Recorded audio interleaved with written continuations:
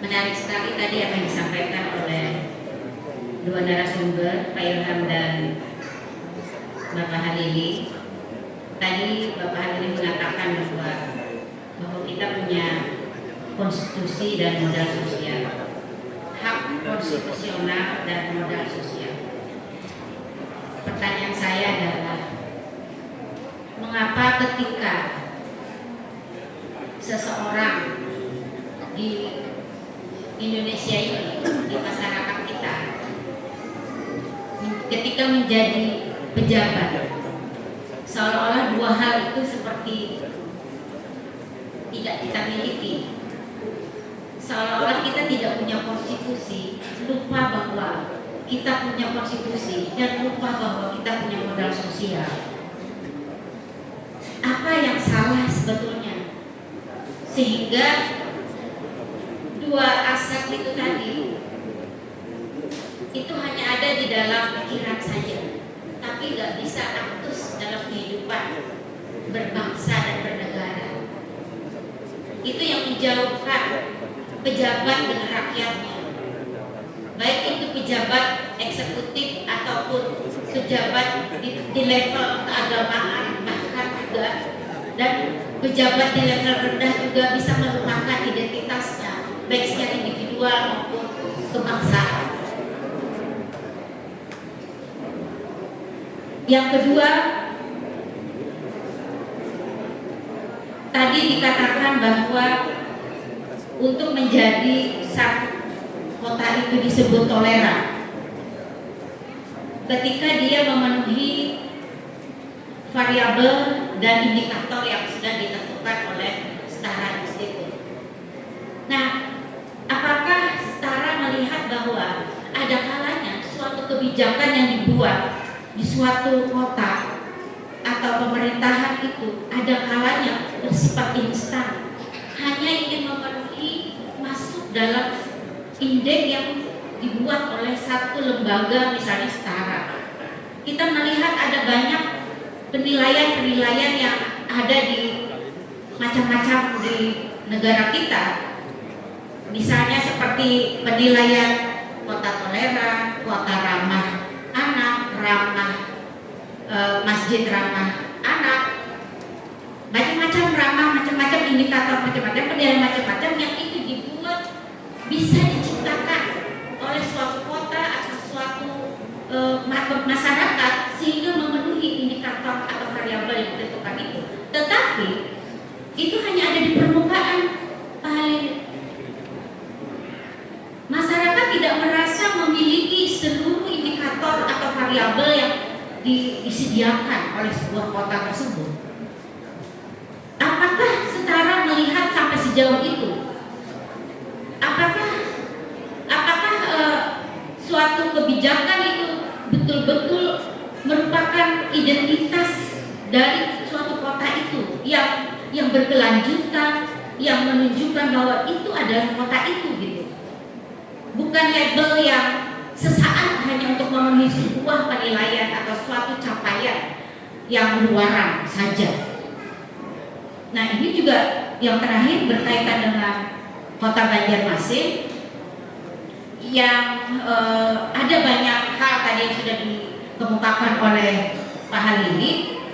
Ada di antaranya ekosistem toleransi tadi. Artinya di situ banyak hal yang membuat Banjarmasin ini mungkin ya jauh dari kriteria dan indikator yang sudah dibuat tadi oleh Setara.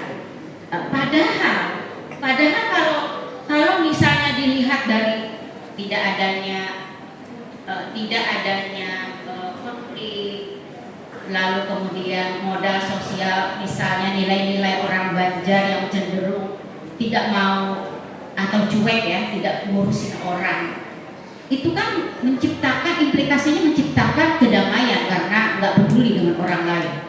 Itu kan modal sosial orang Banjar sebetulnya ya, walaupun itu minus di satu sisi, tapi dia lebih di sisi yang lain. Itu tidakkah menjadi pertimbangan bahwa ada nilai-nilai sosial Banjar yang tidak hanya terlihat seperti miring, tapi juga ada nilai-nilai lain, badamai.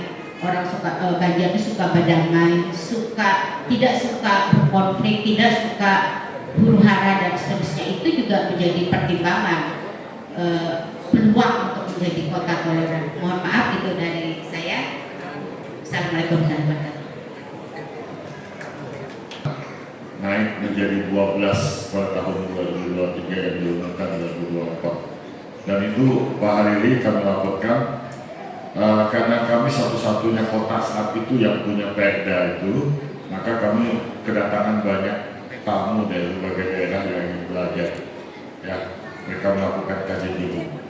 Nah, kemudian kita sudah membuat turunannya sebenarnya sesuai amanat perda, yaitu Perwali nomor 127 kalau nggak salah tahun 2014. Dan perwali itu sudah dipresentasikan oleh kawan-kawan FKUB provinsi dengan Kesbangpol. Waktu itu bulan apa tuh Pak Medi ya. Tapi minta maaf Pak Ali, ternyata kemarin kami lihat di daftar poin Banjarmasin perwali tidak dimuat di situ, hanya perda. Kami berasumsi karena tidak ada tambahan satupun peluru dari kami, padahal ada perwali yang sudah dibawa ke Hariri, ke Setara, maka nilai peringkat kami yang 12 turun menjadi 15. Itu yang kami ikuti dari buku besar itu yang hasil indeks kota toleransi tahun 2024 yang diumumkan tahun 2025. Padahal menurut hemat kami sudah mempresentasikan perwali tentang kota toleransi turunan dari perda itu. Mohon nanti kalau salah dikoreksi. Ya, sehingga sempat terpikir lagi apa kami perlu presentasi lagi ke Jakarta untuk mengatakan bahwa kami punya perwali. Ya, karena di poin itu nggak ada. Yang kedua, memang bukan pekerjaan mudah Pak Hariri. Banjarmasin ini kota yang plural, kemudian semua agama rukun damai di sini, dan pihak-pihak kecil memang masih ada, tidak bisa dihindari. Kami dari Kesbangpol, saya Pak Faisal, menyadari bahwa memang ada hal-hal yang sedikit mungkin tidak menambah poin. Sebenarnya pihak FKUB Banjarmasin sudah juga melakukan pendekatan, misalnya tentang perda Ramadan. Ya, dengan DPRD kami juga sudah berdialog. Apakah perda Ramadan yang selama ini dilakukan itu juga membuat poin Banjarmasin stagnan atau turun? Itu pertanyaan kami. Dan kami meyakini iya, seperti itu. Nah, maka itu mudah-mudahan ke depan sebagai catatan saja bahwa Setara Institut bisa memberikan data-data faktual mengapa kota ini misalnya turun.